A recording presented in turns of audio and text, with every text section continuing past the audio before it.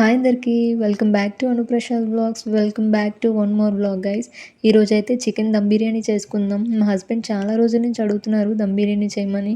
ఈరోజు ఎలా అయినా చేసేద్దాంలే అని చెప్పి దమ్ బిర్యానీ చేయడానికి రెడీ అయిపోయాను. మీకు కూడా చూపిద్దాం స్టెప్ బై స్టెప్ ఎలా ఉంటుంది ఏంటి అనేది ఈ వీడియో అయితే తీస్తున్నాను. ఇంట్రెస్ట్ ఉంటే వెళ్ళి మీరు కూడా ట్రై చేయండి, బాగా కుదురుతుంది చికెన్ దమ్ బిర్యానీ. ఇంకా లేట్ చేయకుండా మనం అయితే చికెన్ మ్యారినేట్ చేసేసుకుందాం. చికెన్ ఎంత చక్కగా మ్యారినేట్ అయితే అంత బాగుంటుంది చికెన్ దమ్ బిర్యానీ. ఇంక లేట్ చేయొద్దు, స్టార్ట్ చేసేద్దాం. దమ్ బిర్యానీకి కావాల్సినవన్నీ రెడీగా పెట్టుకుంటే చాలా ఈజీగా అయిపోతుంది సింపుల్ స్టెప్స్లో. మెయిన్గా దమ్ బిర్యానీకి చికెన్ పీసెస్ మంచిగా కొట్టించుకోవాలి. లెగ్ పీసెస్ అయితే లెగ్ పీసెస్, లేకపోతే బ్రెస్ట్ పీసెస్ అయితే బ్రెస్ట్ పీసెస్, ఏవైనా సరే మంచిగా కట్స్ చేసుకొని నీట్గా వాష్ చేసుకొని పెట్టుకొని అన్నీ రెడీగా పెట్టుకుంటే ఈజీగా చేసేసుకోవచ్చు. ముందుగానే ఫ్రైడ్ ఆనియన్స్ అన్నీ వేయించి పెట్టుకోవాలి రెడీగా. అప్పటికప్పుడు అంటే కొంచెం టైం పడుతుంది ఫ్రైడ్ ఆనియన్స్కి. ఇంకా మంచిగా ఎక్కువ ఫ్రైడ్ ఆనియన్స్ వేసుకుంటే మనకి మసాలా ఎక్కువ వస్తుంది గ్రేవీలా. ఇంకా ఫ్రైడ్ ఆనియన్స్, కొత్తిమీర, పుదీనా, పచ్చిమిర్చి అవన్నీ కూడా కొంచెం కొంచెం వేసుకుందాం. లాస్ట్లో కొంచెం వాటర్లో కూడా వేసుకోవడానికి ఉంచుకుందాం పక్కన. దమ్ బిర్యానీకి మనం ఎంత స్పైసీగా తినగలుగుతామో దాన్ని బట్టే మనం వేసుకుంటే సరిపోతుంది మసాలాలు అవన్నీ కూడా. మీరు ఎంత కారంగా తినగలుగుతారో దాన్ని బట్టి మీరు క్వాంటిటీ చూసుకొని వేసుకుంటే సరిపోతుంది. నేనైతే కొంచెం స్పైసీగానే తింటాం, నేను మా ఇంట్లో వాళ్ళందరూ కూడా. అందుకనే కొంచెం మసాలాలు అన్నీ కూడా ఎక్కువగానే వేస్తాను. గరం మసాలా, ధనియాల పొడి, జీలకర్ర పొడి అవన్నీ కూడా. ఇంకా అల్లం పేస్ట్ కూడా అప్పటికప్పుడు దంచి వేసుకుంటే చాలా బాగుంటుంది ఫ్రెష్గా. నేను తీసుకునే క్వాంటిటీ అయితే 1 కేజీ రైస్కి 1 కేజీ చికెన్ తీసుకున్నాను. పర్ఫెక్ట్గా సరిపోతుంది ఇలా అయితే. మీ క్వాంటిటీస్ బట్టి మీరు ఇంకా అడ్జస్ట్ చేసుకోవచ్చు, ఎక్కువ తక్కువ అనేది మీ ఇష్టం. నేను చేస్తున్న దమ్ బిర్యానీకి అయితే 1/2 లీటర్ పెరుగు ప్యాకెట్ తెచ్చుకున్నాను, కానీ అందులో హాఫ్ మాత్రమే వేసాను, ఫుల్గా వేయలేదు ప్యాకెట్ మొత్తం. ఇంకా నేను ఫ్రైడ్ ఆనియన్స్ ఎక్కువగానే వేసాను కాబట్టి మసాలా అయితే చక్కగా వస్తుంది. మసాలాతో అలా కలుపుకొని తింటే చాలా బాగుంటుంది చికెన్ దమ్ బిర్యానీ అయితే. దమ్ బిర్యానీ ఎప్పుడైనా సరే మనం తీసుకునే మసాలాలు బట్టే ఉంటుంది. అవి ఎంత క్వాంటిటీస్‌లో తీసుకుంటున్నాం అనేది. మనం ఎక్కువ వేసేసుకున్నా బాగోదు, అలా అని తక్కువ వేసినా కూడా సరిగ్గా ఉండదసలు. పులుపు, ఉప్పు, కారాలు అన్నీ కూడా కరెక్ట్‌గా ఉంటేనే చాలా బాగుంటుంది దమ్ బిర్యానీ టేస్ట్. అలా అని కారం ఎక్కువైపోయినా అసలు తినలేము దమ్ బిర్యానీ. ఎందుకంటే ఆ మసాలా టేస్ట్ ఉండాలి. కారం కంటే మసాలా టేస్టే ఎక్కువ తగిలితేనే బాగుంటుంది దమ్ బిర్యానీలో. అందుకని అన్నీ చూసుకొని వేసుకుంటే బాగుంటుంది. నేను ఇందులో పెద్ద నిమ్మకాయలు కాబట్టి 1 ½ వేసుకున్నాను. అదే చిన్న నిమ్మకాయలైతే 2 వేసుకుంటే సరిపోతుంది. ఇందులోనే మనకు సరిపడినంత ఉప్పు, కారం కూడా వేసుకుందాం. ఇంకా లాస్ట్‌లో ఆయిల్ వేసుకుంటే మనం అన్నీ వేసేసుకున్నట్టే. నేనైతే ఆనియన్స్ ఫ్రై చేసుకున్న ఆయిల్‌ని ఇందులో కూడా వాడతాను. బాగుంటుంది ఫ్లేవర్‌ఫుల్‌గా. అన్నీ వేసేసుకున్నాం కాబట్టి మంచిగా చికెన్‌ని కలిపేసుకొని పక్కన పెట్టుకుంటే చక్కగా నానుతుంది చికెన్ అంతా కూడా. మనం ఎంత ఎక్కువసేపు చికెన్‌ని పక్కన పెట్టుకుంటే అంత బాగుంటుంది జ్యూసీగా. అప్పటికప్పుడు చేసుకోవాలనుకుంటే దానికి వేరే ప్రాసెస్ ఉంటుంది. వీలైతే నెక్స్ట్ టైం చూపిస్తాను. సేమ్ ప్రాసెస్‌లో మటన్ దమ్ బిర్యానీ కూడా చేసుకోవచ్చు. మంచిగా అన్ని మసాలాలు వేసుకొని చక్కగా కలిపేసుకొని ఓవర్ నైట్ ఫ్రిడ్జ్‌లో పెట్టేసుకోవాలి. అప్పుడు నెక్స్ట్ డే మార్నింగ్ లేచి మటన్ దమ్ బిర్యానీ చేసుకుంటే చాలా బాగుంటుంది. అప్పటికప్పుడు మనం చికెన్‌లా పక్కన పెట్టుకొని ఒక 10 మినిట్స్, 20 మినిట్స్ అంటే కొంచెం కష్టమే మటన్ దమ్ బిర్యానీ చేసుకోవడం. ఇప్పుడు మీరు ఈ వీడియో చూస్తున్నారు కదా! మీకు చికెన్ దమ్ బిర్యానీ అంటే ఇష్టమా? మటన్ దమ్ బిర్యానీ అంటే ఇష్టమా? నాకు ఖచ్చితంగా కమెంట్స్‌లో చెప్పండి. నాకైతే చికెన్ దమ్ బిర్యానీ అంటేనే ఇష్టం. నేనెందుకో చికెన్నే ఇష్టంగా తింటాను మటన్ కంటే కూడా. చికెన్‌కి మసాలా అంతా బాగా పట్టేటట్టు కలుపుకోవాలి. మనం వేసుకున్న మసాలాలు అవన్నీ కూడా చక్కగా చికెన్‌ని పట్టుకునేటట్టు మంచిగా కలిపేసుకొని మూత పెట్టి పక్కన పెట్టుకుంటే చక్కగా నానుతుంది చికెన్.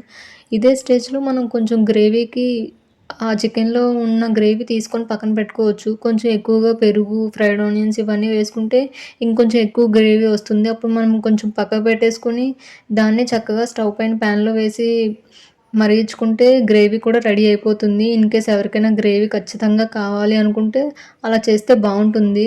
అలా కాకుండా మనకి రైస్‌లో ఉంటే సరిపోతుంది గ్రేవీ అనుకుంటే ఇందులో వేసుకుంటే సరిపోతుంది మసాలా అంతా కూడా. కొంతమంది ఖచ్చితంగా దమ్ బిర్యానీలో మసాలా ఉన్నా సరే గ్రేవీ అడుగుతారు. అందుకనే వాళ్ళకి యూజ్ అవుతుందని ఇలా చెప్తున్నాను. నేను కూడా ట్రై చేశాను, బావుంటుంది. మీరు కూడా ట్రై చేయండి.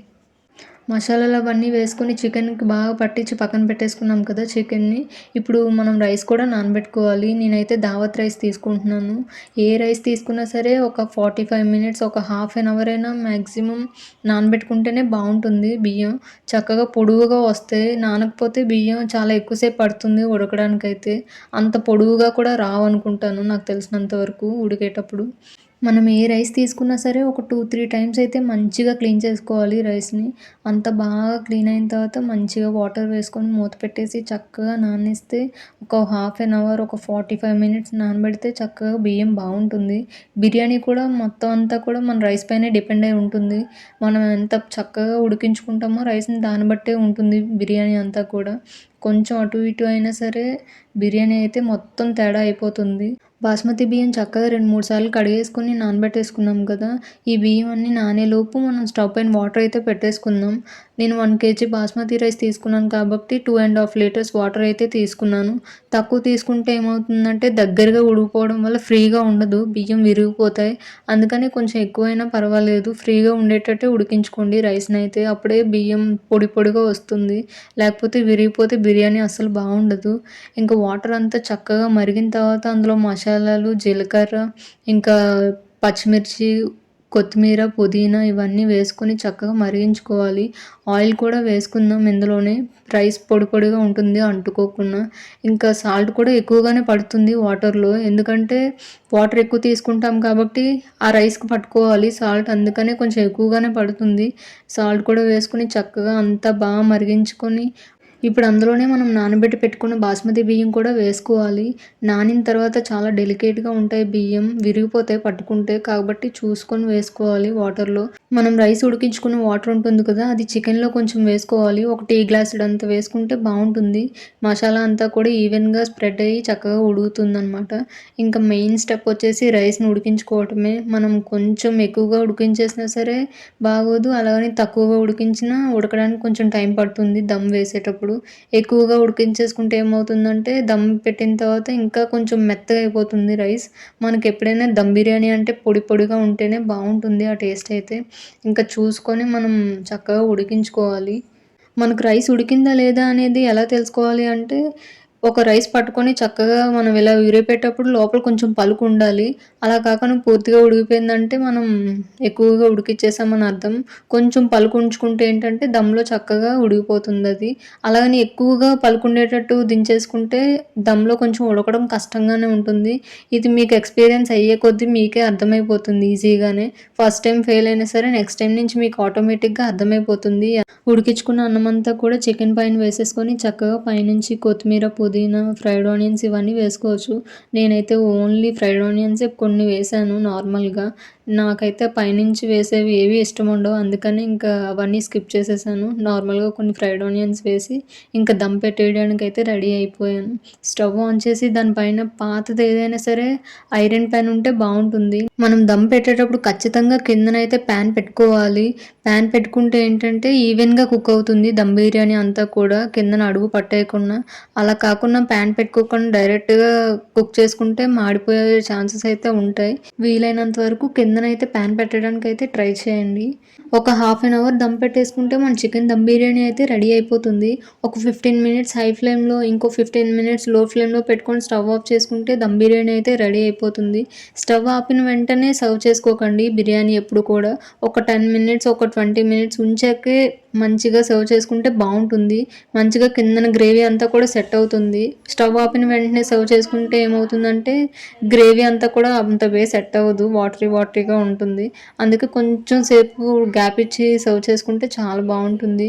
వేడి వేడిగా చికెన్ దమ్ బిర్యానీ అయితే రెడీ అయిపోయింది. వేడి వేడిగా ఉన్నప్పుడు వేసుకొని తింటే చాలా బావుంటుంది. పక్కన థమ్స్ అప్ అయినా ఏదైనా సాఫ్ట్ డ్రింక్ పెట్టుకొని తింటే మాత్రం.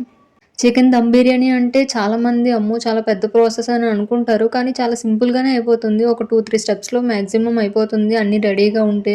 ఫస్ట్ స్టెప్ వచ్చేసి చికెన్ మ్యారినేట్ చేసి పక్కన పెట్టేసుకుంటే, నెక్స్ట్ వచ్చేసి రైస్ ఉడికించుకొని ఆ చికెన్‌లో వేసేసుకొని దమ్ పెట్టేసుకుంటే ఈజీగా అయిపోతుంది చికెన్ దమ్ బిర్యానీ అయితే. నేను కూడా స్టార్టింగ్‌లో ఇలానే అనుకునేదాన్ని. చాలా కష్టంగా ఉంటుంది దమ్ బిర్యానీ అనేసి. కానీ చేస్తూ ఉంటే అలవాటయిపోయింది నాకు కూడా. ఇంకా చికెన్ దమ్ బిర్యానీ టేస్ట్‌కొచ్చేసరికి చాలా బావుంది. నేను వేసుకున్న మసాలాలు అవన్నీ కూడా చక్కగా సరిపోయాయి. చికెన్ దమ్ బిర్యానీ చాలా బాగా కుదిరింది. టేస్ట్ అయితే అద్దిరిపోయింది. ఇంట్లో చికెన్ దమ్ బిర్యానీ చేయడం అలవాటయినప్పటి నుంచి బయట తినాలని కూడా నాకు అనిపించట్లేదు దమ్ బిర్యానీ. ఇంట్లో టేస్ట్‌కి అలవాటు అవ్వడం వల్ల. బయట తింటే ఓన్లీ ఆ టేస్టింగ్ సాల్ట్ ఈ టేస్టే తెలుస్తది తప్ప నాకు అంతకు మించి పెద్దగా ఏం అనిపించదు. దమ్ బిర్యానీ తినడం కూడా రావాలి. చక్కగా మసాలాతో కలుపుకొని తింటే చాలా బావుంటుంది. మీకు కూడా ఈ చికెన్ దమ్ బిర్యానీ నచ్చిందని అనుకుంటున్నాను. నచ్చితే ఖచ్చితంగా నా ఛానల్ అయితే సపోర్ట్ చేయండి. Stay positive, stay healthy, be kind to everyone. That's all for this video. Bye.